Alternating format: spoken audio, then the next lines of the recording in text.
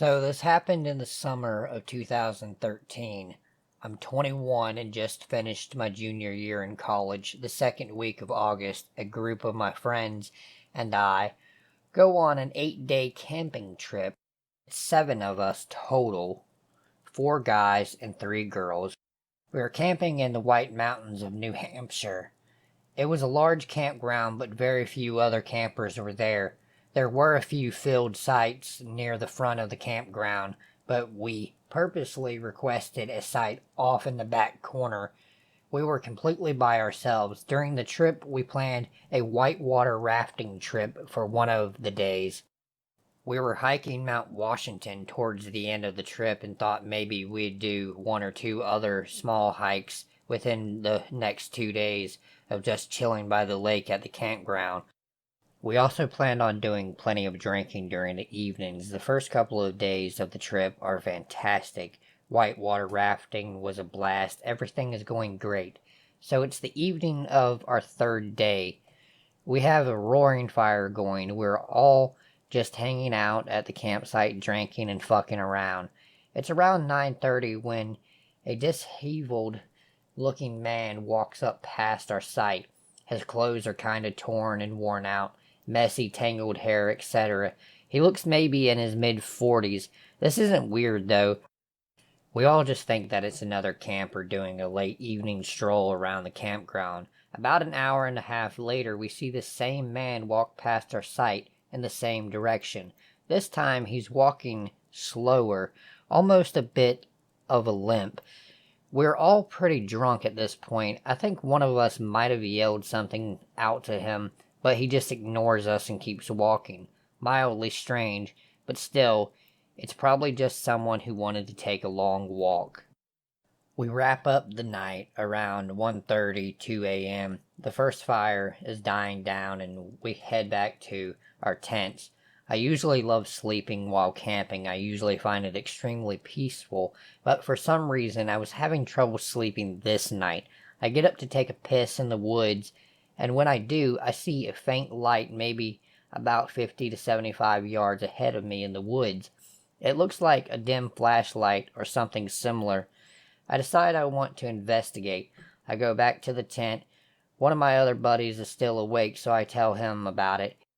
We get up to go investigate. When we do, the light is no longer on. Feeling a little unnerved, I shine my flashlight around the woods a bit, but I don't see anything, so I decide maybe my eyes were playing tricks on me before, and I head back to bed. Sometime later that night, I wake up to a terrifying scream. It was Sarah, one of the girls we were camping with. I jump out of my tent as quickly as possible and nearly run into her as she's running back into our site. She's still screaming. She screams that there was a man standing in the middle of the woods. Now our party is awake and freaking the fuck out. I try to calm Sarah down enough to get her to explain what actually happened. She says she went to pee in the woods and saw the man from earlier just standing about 15 feet from her, not moving, like a statue. We were all freaking out, yelling, screaming, making a giant commotion. I'm internally freaking out too, but try to calm everyone down enough so we can actually do something. We obviously decide to get the fuck out of there. We frantically take down our tents, basically just ripping the poles out and throwing everything into the back of our cars. Then we speed up out of there. It's around 4 a.m. We're in 2 separate cars and decide just to drive away from the campsite and try to clear our heads. Eventually, around 5:30, we find a small diner that's open and decide to head in for some breakfast. We all have different theories about what the hell just happened. Some of us think that we just ran into some homeless guy who was camping out in the woods and was surprised by us. Some of the girls think that maybe he was purposely stalking us. Either way, obviously none of us are comfortable staying at the campground anymore. I head back to the front desk of the campground with 2 of my other guys. We explained what happened, and the guys at the front desk actually seemed to believe us, but said there was definitely no other campers currently that fit that description of the guy. They were insanely nice about it, though, and actually refunded most of the remainder of our stay, which astonished me. As a group, we decided that fuck it, we weren't letting one freaky guy ruin our trip. We find another campground a good ways away to stay in. Fast forward 2 days, we're hiking Mount Washington. We get up real early and get to the mountain at around 7:30 to start hiking up.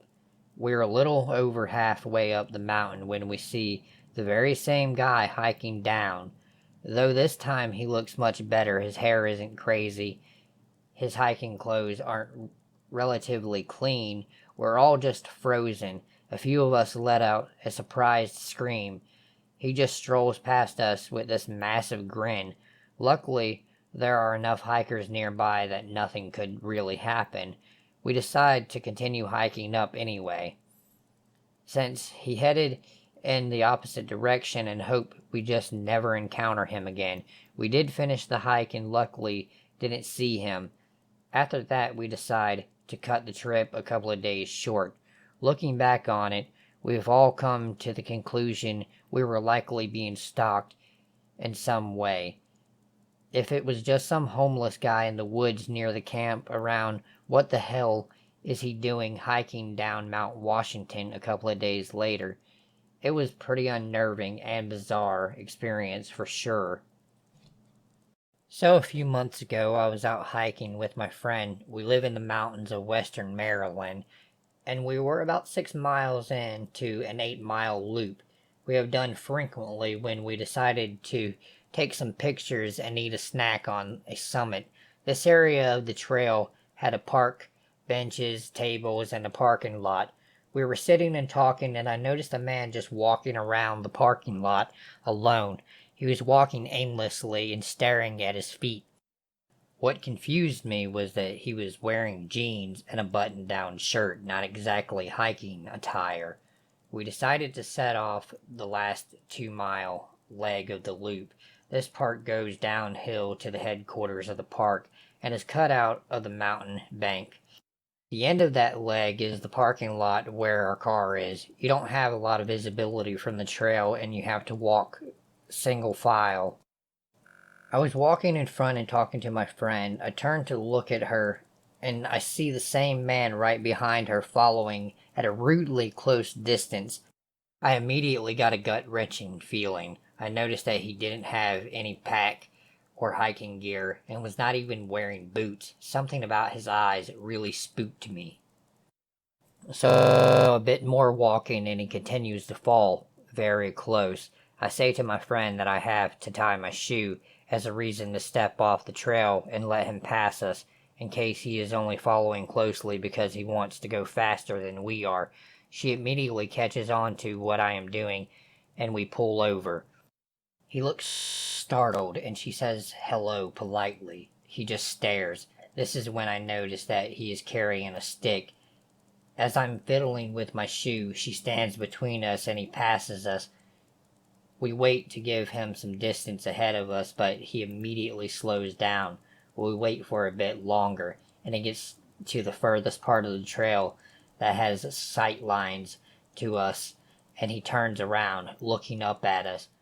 We decided that something was too wrong about this guy, and we don't want to have to pass him again, so we turn around and walk back up the trail towards the park with the tables and the parking. A few minutes of walking up the trail, I look back and I see him walking up the trail too. He is following us. I tell my friend to walk faster. We book it up the trail and get to the parking lot area we were at before. We start to strategize and wait, deciding that we will wait to see if he comes back up the trail to the lot. There are many people around here, so we felt safer waiting it out. About 20 minutes go by and nothing. We were talking about how that could mean that he kept going on the trail and is long gone, or he is waiting on the trail where it might be more deserted. We see a couple come up from the trail we were, presumably taking the loop in the opposite direction that we are. We approach them and ask if they saw anyone on the trail between this lot and the next. They tell us they saw a young man sitting on a rock about halfway down. They describe the man who was following us. We explain our interaction with him to the wife and get into a conversation back and forth about whether or not he was a threat. The husband finally interjects and says, "We need to call a ranger. He wasn't just sitting there. He had a knife and was carving that stick." Needless to say, we called a ranger. The nice couple walked that last leg with us to make sure we got to our car safely, and then even gave us their numbers in case we needed anything. The rangers then walked the trail, but there was no sight of him. I wish I knew where he went and what happened to him, but I'm glad to know that my instincts are legitimate. So, creepy knife carrying man in the woods, let's not meet again. It was 2016, and I asked my husband to drop me off at the nearest arboretum on his way to his job, my favorite park. Usually there were a lot of joggers and people with dogs, so it didn't seem like a bad idea to just go in the middle of the day by myself.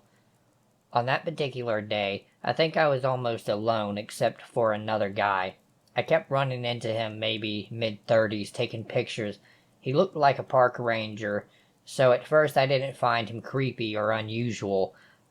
I am also there taking pictures. I just start making it a point to get away because I didn't want to ruin his photos.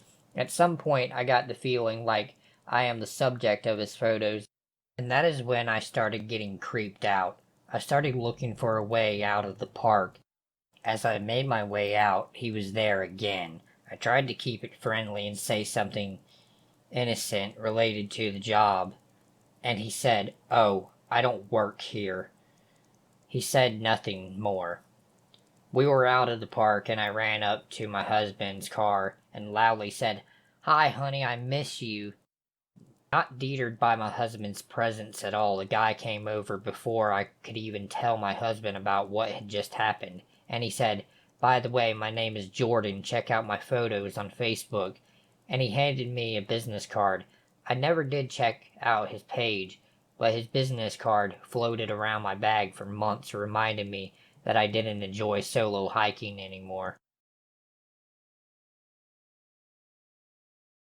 This isn't something that happened to me, but something that happened to my best friend. This happened only a few weeks ago. Here's a little background. My best friend walks her dog all the time on the trail. It's a trail in a public park. It's popular and a lot of people go there. She pulled into the parking lot and got her dog out of the car without an issue. As she was walking over to the trail, she noticed a man standing a little back in the woods and staring at her. He was standing right by the entrance to the trail. She said he was a man in his mid-20s. She told me she thought he had a dog and that the dog was going to the bathroom. As she got closer, she realized he didn't have a dog. She was maybe 10 or 15 feet away from him, and he still stared at her. He didn't say anything to her. She felt uneasy and booked it back to her car. He followed her back to her car. She quickly got in and locked the doors. He started banging on her windows. She couldn't make out much of what he said. She drove off and called the police. The police asked her if she spoke to the man and didn't seem to take it seriously at first. They finally said they would send somebody out to look. It scared the hell out of her. She went to a different trail to walk her dog. She hasn't seen him since, thank God. I hope he was caught because he could stalk her or another girl again. Whoever the hell this creepy guy was, I hope they never meet my best friend again.